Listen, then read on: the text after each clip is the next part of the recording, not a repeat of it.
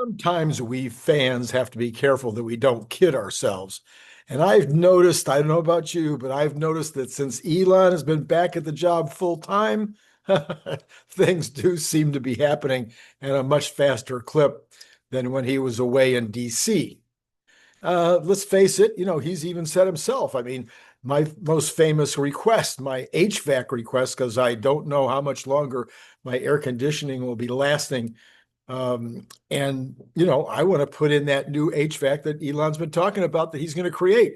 And he said he didn't have enough bandwidth to get that done. He said he doesn't have enough bandwidth to do the electric VTOL, which he says he's already got the drawings for that.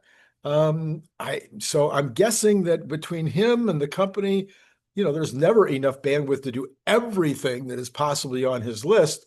But I think that what happened was that when he was in DC, that took a lot of focus. That took a lot of concentration, took a lot of time, took a lot of energy. That definitely took away, I think, from the rest of the things that he needs to do. So he's back. I'm noticing it. What about you? Let me know in the comments below what you think. Hey, Dave 7 says this. He says, if you try out a Waymo and you like it, you can't buy one. But if you try out a Tesla Robotaxi and you like it, you can order one in a minute. You can order it right there in the car as you're driving around. Just got to go over to Tesla.com. You can just order it right away. It's interesting to think how Tesla Robotaxi can potentially positively impact Tesla's sales of vehicles going forward. All those test drives, people getting into a Tesla for the very first time and then seeing the magic, the reality that it can drive itself. Well, when that happens, I would agree with Dave. I think that's going to probably result in some additional sales.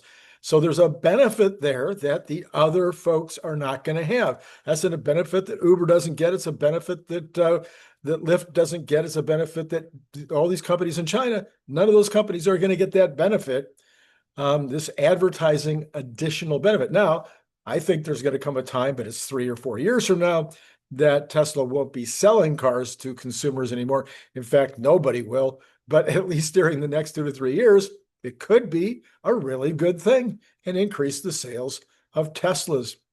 Okay, more about AI. One way to think about ASI. Remember, if you haven't seen it yet, I'm just telling you, man, you got to go watch my video from Saturday morning, the video I did on ASI. And I'll put the card up at the end. It's very, very, very important to understand ASI from end to end, what's happening, why Tesla is winning, why Tesla is likely to be number one to reach ASI, the very first, to understand the difference between ASI and the singularity. What does it really mean to hit ASI and why is it important? Anyway, that video yesterday morning got good views, but I know some of you still haven't seen it. I'm just going to recommend you go back and look at it. Now, what I want to do right now is I want to talk about why it is that Tesla is so far out in the lead and has the opportunity to really win the day. And that would come down to having the full stack. Basically, there are elements of the verticality of Tesla that means that there's nobody else like them in terms of having all of the elements that are necessary to get the job done. Now you've got to count XAI in this analysis in order to be fully clear in terms of the stack. But let's just go ahead and take a look at what's in the stack. All right. It starts with energy, and this is, you're going to be hearing tons of information, tons of people talking about energy. If you're already seeing the headlines. We need another terawatt just to manage these data centers, and we have 1.2 terawatts in the entire United States, and we need a whole another terawatt just for the data centers. Not to mention the increase in energy supply that we'll need to do the electrical future that we're all talking about. So what about energy? I'm sure you already know this. Tesla refines lithium, makes the batteries. We've just had the announcement. We talked about that earlier today, where they're now making LFP batteries, are just about ready to, in Reno. That took a lot longer than I thought it was going to take, but hey, they're saying it's almost ready to go now. They make storage units. The storage units are really, really important for these data centers. And guess what? Nobody else does. They're all by themselves among all of them, the more likely characters that are going to, in this race, the Googles and the Amazons, et cetera. Number two, they make the chips. They make the Dojo chips. So only Tesla, Google, and NVIDIA make chips. They're the only ones, and everybody else has to buy the chips, has to have the chips. The chips are,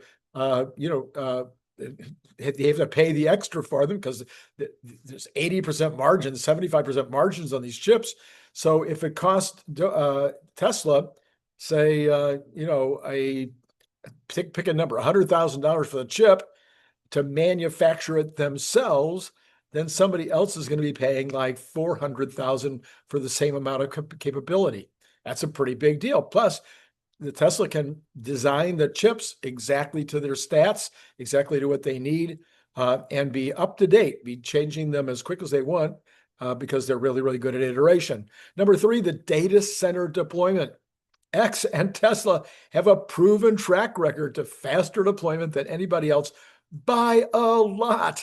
As you know, the Memphis facility went up in 119 days or something of that nature, and they also were the first to be able to get all of the chips talking to one another in quantity rather than 31,000 as the max.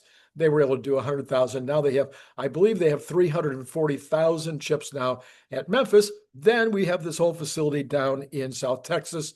And so we have Cortex and Colossus. Both of them are the largest of their kind. Nobody's even close.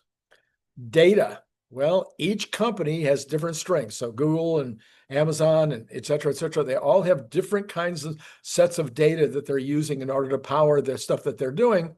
But Tesla is all by themselves when it comes to real world data. Sure, Google's got Waymo out there, and I'm sure they're doing a fine job, but they get about, I forget what it is, Tesla does in a day kind of what Google does in a year in terms of real world data. Now, I would say that Google certainly has a lead over Tesla when it comes to things like video data because of YouTube. They may have a lead in overall textual data because of the different things that their different involvements. Facebook would have a lot of textual data. So each one has their own specializations, but Tesla's clearly in the lead when it comes to real world data. Then training software. I really don't know very much about this. I don't know, but I need Brian Wong here to help me. But I do know this. I do know that the training software for embodied AI, so the Robotaxis and the Tesla Optimus, again, Tesla is so far ahead in the amount of time and energy that they put into training. So I'm going to guess that they know a lot more about how to do that end-to-end neural net training than anybody else does in the world when it comes to embodied.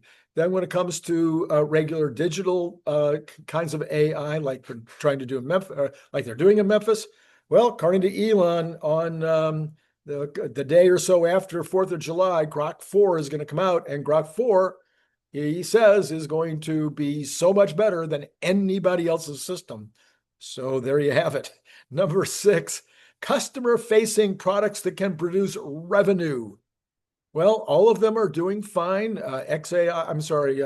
OpenAI is famously generating millions and millions of new customers every week or whatever.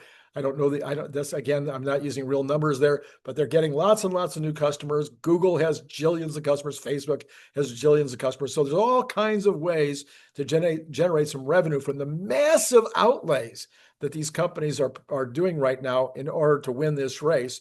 But guess who's going to have the biggest, by far, amount of revenue from AI? It's not even close. It's going to be Tesla with Robotaxi and Optimus, where their revenues are going to be in the trillions, and their profits are probably going to be in the trillions too. Now, XAI, I'm going to guess that X is also going to start to really, really generate some pretty massive revenues when it comes to what they're going to be doing with financial revenues from doing a PayPal type system. But there's going to be way more than just PayPal. So that's all going to be happening, and those are some of the things that you can you can pay attention to as this AI race continues. It's very, very important for Tesla to win the AI race, and that would be in combination with X. Anyway, I think this following report is correct. I read the rest of the article, which I didn't include here, included some errors in the reporting, some pretty substantial errors. So I did ask Grok whether this information I'm going to give you is correct or not, and Grok says it was. So I feel pretty good about it. Okay. Tesla is reportedly preparing to launch its next generation full self-driving FSD chip, internally referred to as AI5 or HW5. No, it's only AI5. See what kind of mistakes they're making? With mass production starting for planned for 2026. We had the announcement a few days ago that they are starting to make or very, very soon going to start making the AI5. And now this article is saying that mass production is slated for 2026. According to sources cited by a Tesla app, Notebook Check, and Medivers, Tesla has partnered with Taiwan Semiconductor Manufacturing Company, TSMC, to fabricate the chip using its cutting-edge 3mm N3P process node, which promises significant improvements in performance and energy efficiency. The new AI5 chip is expected to deliver a staggering 2,000 to 2,500 tops trillions of operations per second, marking a 4 to 5-fold increase in performance compared to the current AI4 chip. Tesla's current AI4 chip, introduced in 2023, is built using a 5mm process. The older HW3, launched in 2019, was based on a much older 14-nanometer process.